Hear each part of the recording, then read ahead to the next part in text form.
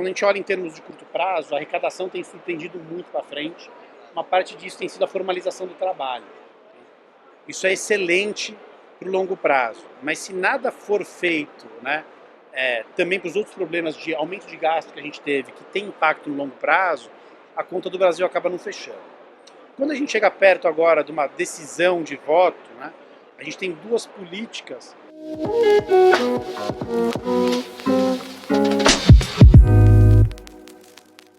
Olá a todos, meu nome é Tomás Sarquis, sou economista-chefe da Eleven Financial e hoje eu estou aqui com o Luiz Felipe Laudari, da Ace Capital. Hoje a gente vai conversar sobre a casa, conversar um pouco sobre o processo de gestão, a tomada de decisão e, obviamente, falar um pouco sobre cenário, tanto global quanto Brasil. Então, Luiz, por favor, se apresente. Muito obrigado, Tomás. Eu sou o Luiz Felipe Laudari, gestor de renda fixa da Ace Capital. E antes de falar, queria agradecer essa oportunidade de estar falando para os assinantes da Eleven.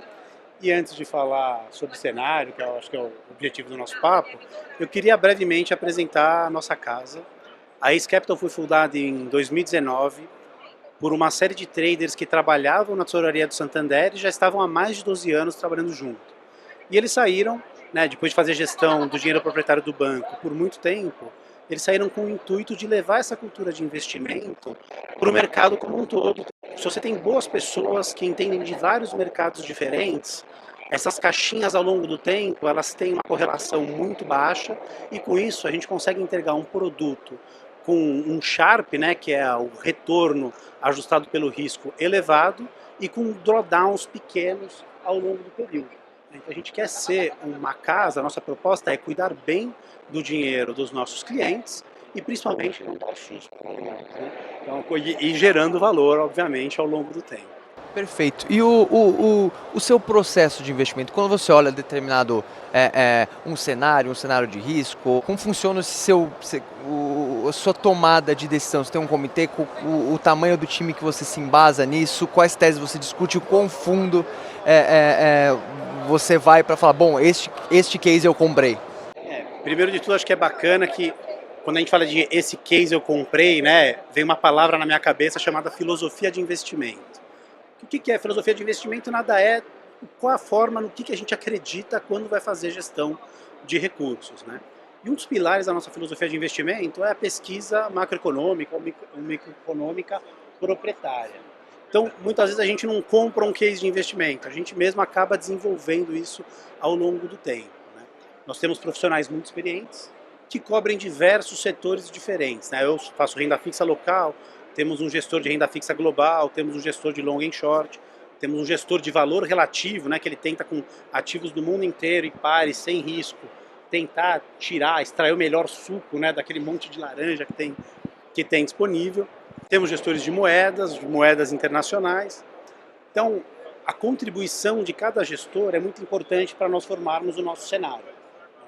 Isso sempre sob a supervisão do nosso economista-chefe, da nossa área econômica, né, que estão dia a dia ali abrindo os números, seja da economia norte-americana, seja da economia brasileira, outros países da Europa, para a gente entender para que lado as coisas estão caminhando.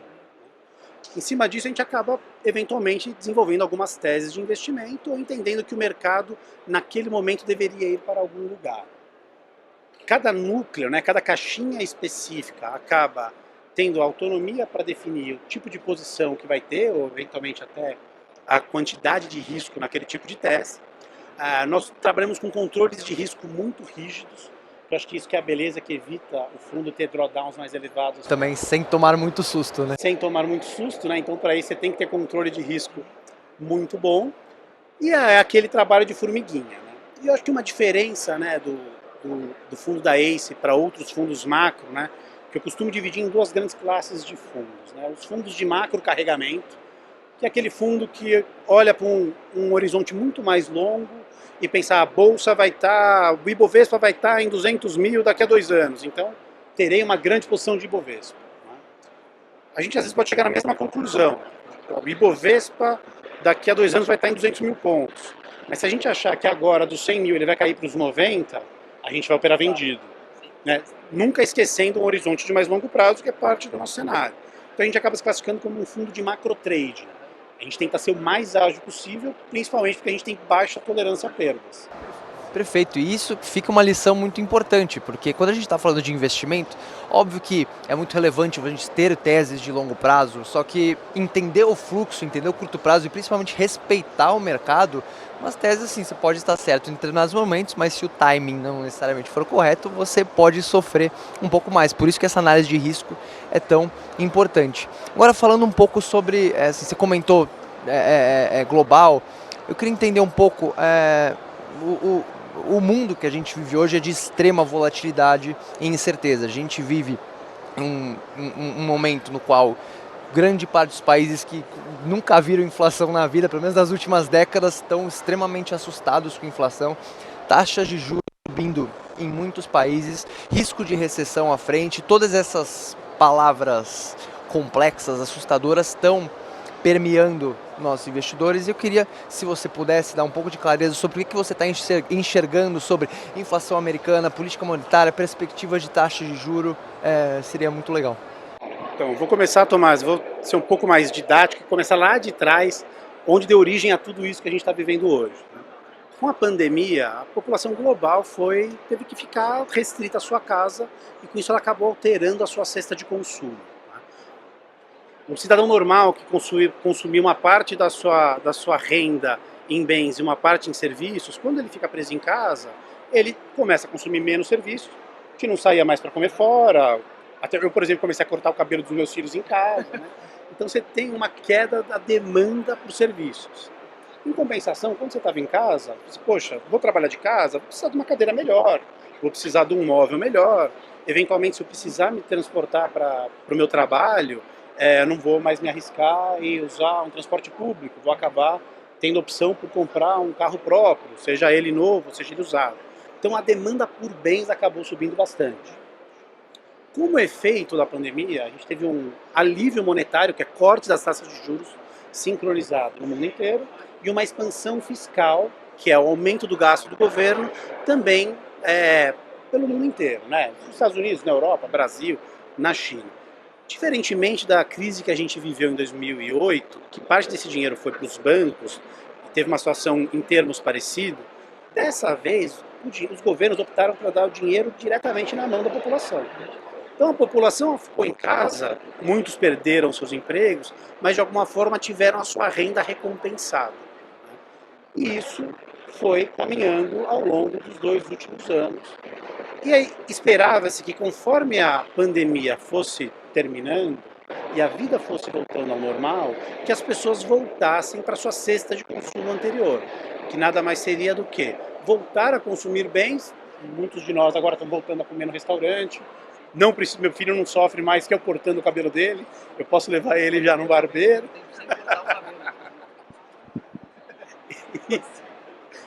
E a demanda por bens, com isso, acaba diminuindo bastante. Quando você tem esse tipo de desbalanceamento, né, quando a demanda por bens subiu muito, você teve uma inflação de bens muito forte. E essa inflação, né, que estava morta, principalmente nos países desenvolvidos nas últimas 3 décadas, ela começou a reaparecer. Se isso não for suficiente, a gente também observou uma quebra na cadeia de suprimentos globais.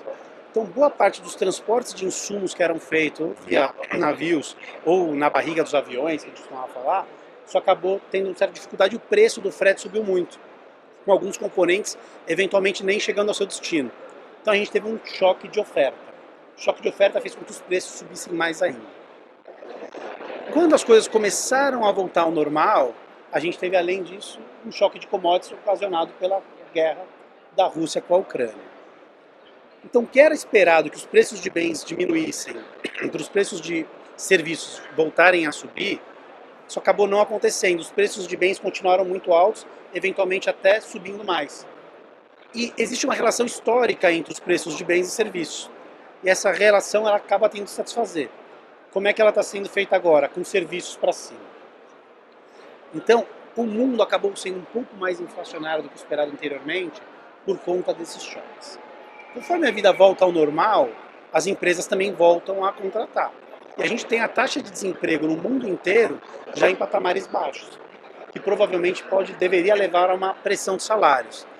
Quando isso acontece e você tem altas inflações passadas, você já parte de reajustes altos de salário. Isso acaba despertando a inércia e a inflação que nós brasileiros conhecemos muito bem nos anos 80, né? Mas isso está começando a aparecer no mundo inteiro. E a gente tem observado no mundo inteiro que esses preços estão sendo corrigidos numa intensidade e numa periodicidade mais elevada do que anteriormente. Na prática, o que tudo isso significa? Um mundo mais inflacionário à frente. Os bancos centrais, então, estão sendo chamados a agir. Só que quando o Banco Central sobe a taxa de juros muito rápido, além de desacelerar a economia, também traz um temor de risco financeiro, eventualmente até de recessão. Então hoje os bancos centrais estão flertando com esse dilema. Apertar muito e causar uma desaceleração com riscos financeiros, ou fazer isso, ou não fazer isso e ter mais dificuldade de conter a inflação para frente. É um cenário muito desafiador. De qualquer forma, o Banco Central norte-americano deu uma indicação para a gente na última quarta-feira que talvez esse pace, essa velocidade de aperto, seja um pouco mais lenta. Nós, na Ace Capital, nós acreditamos que o fenômeno de inflação foi despertado e os bancos centrais terão dificuldade para conseguir conter ele. Significa lá na frente taxas de juros mais altas. Perfeito. Não tenho nem o que falar depois dessa explicação extremamente didática, tenho muito a agradecer. Eu tenho algumas dúvidas, na verdade, se puder responder. Você mencionou que grande parte da estrutura da inflação vem de um descompasso muito grande entre oferta e demanda. A gente teve um estímulo à demanda muito forte via taxa de juros e via fiscal, que vem desde antes da pandemia, acentuado pela ideia de que os bancos centrais do mundo demoraram para subir a taxa de juros. E por outro lado, a gente tem choques negativos de oferta que vem tanto da quebra nas cadeias de suprimentos por causa da pandemia, a escassez de chip, a China fechada por causa de lockdowns, quanto a guerra na Rússia e Ucrânia que explodiu o preço de commodity. Lá para frente, você falou que existe, assim, houve um despertar dessa inflação, que a gente deve viver uma era de inflação elevada.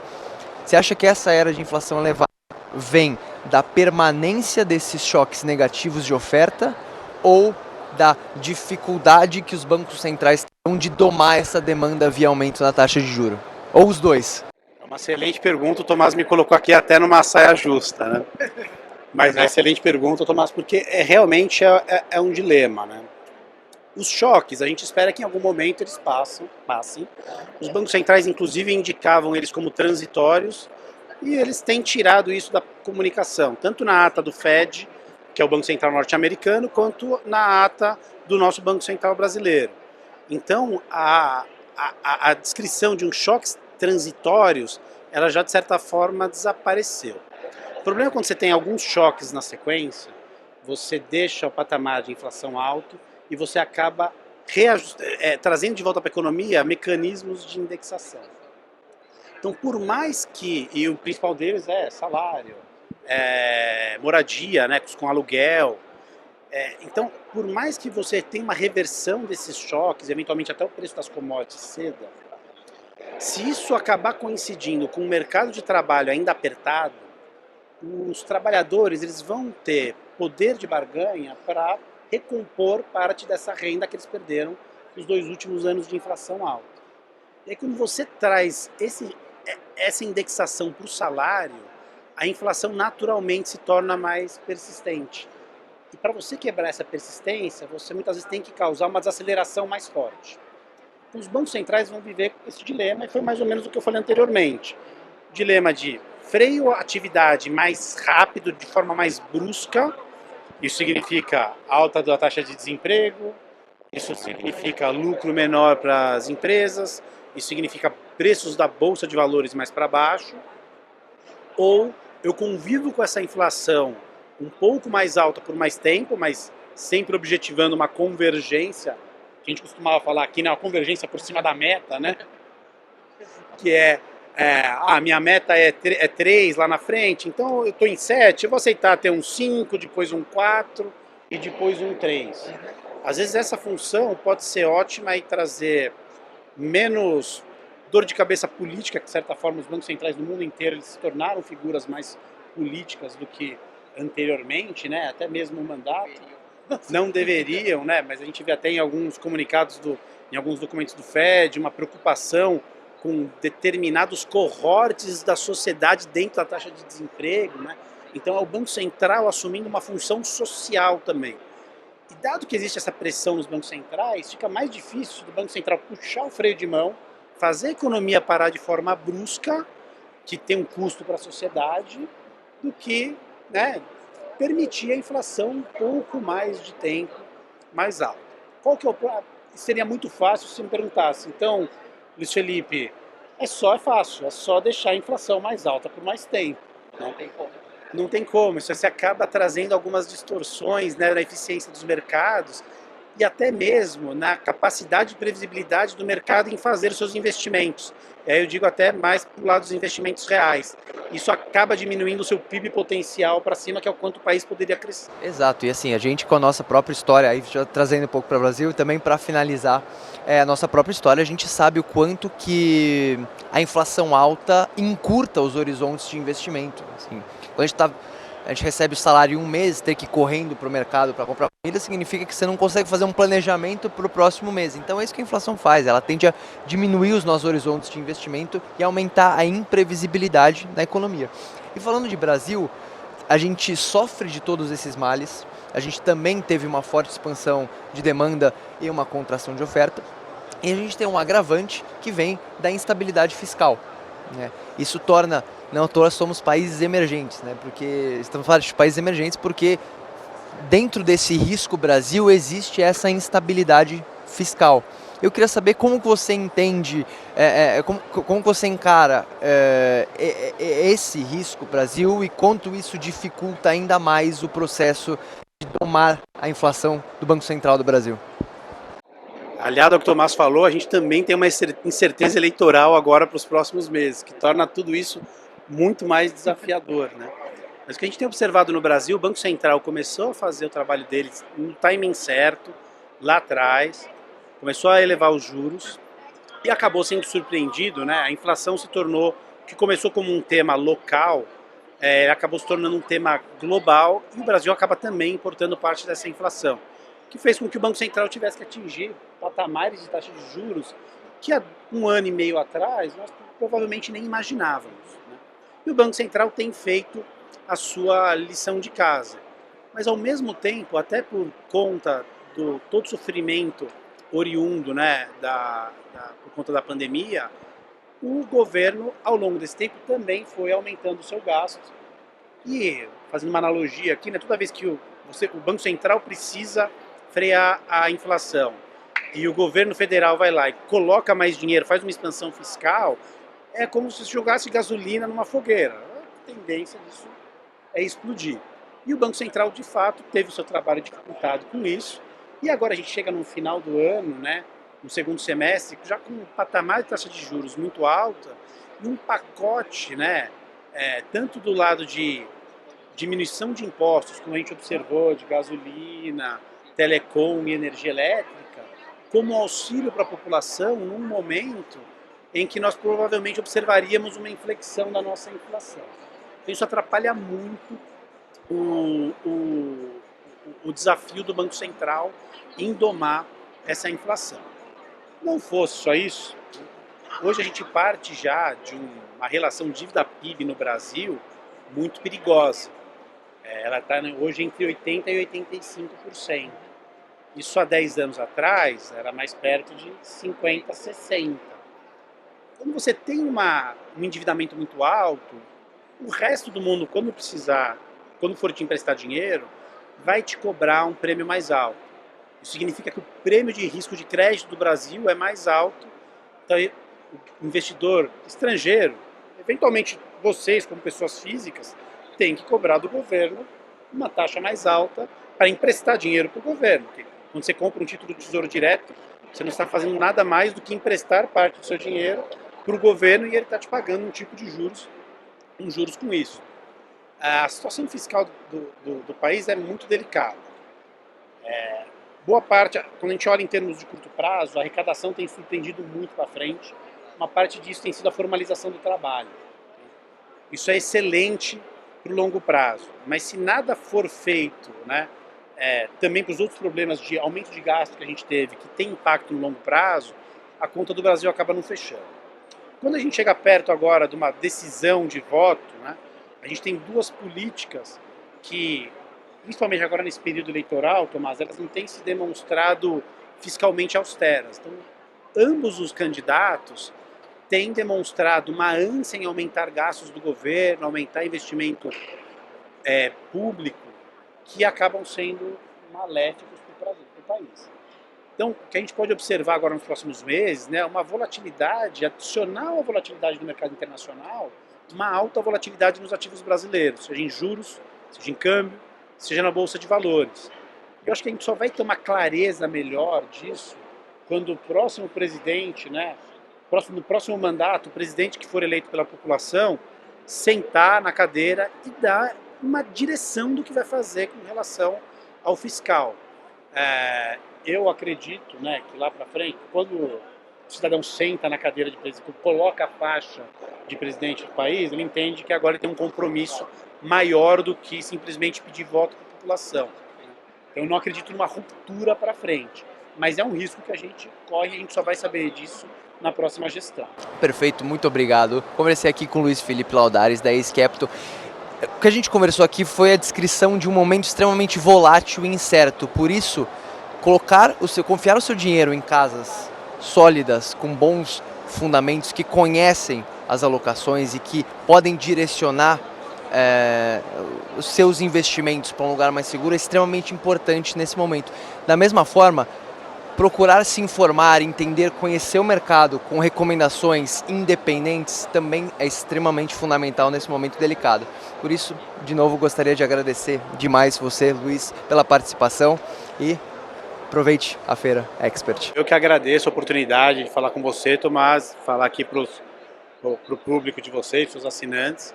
E, assim, a Ace Capital é uma casa muito preocupada em gerar valor no longo prazo para os nossos clientes. E a gente tenta tratar o dinheiro dos nossos clientes exatamente como a gente trata o nosso, né? Sem dar susto. Acho que é isso aí. Muito obrigado. Valeu. Valeu.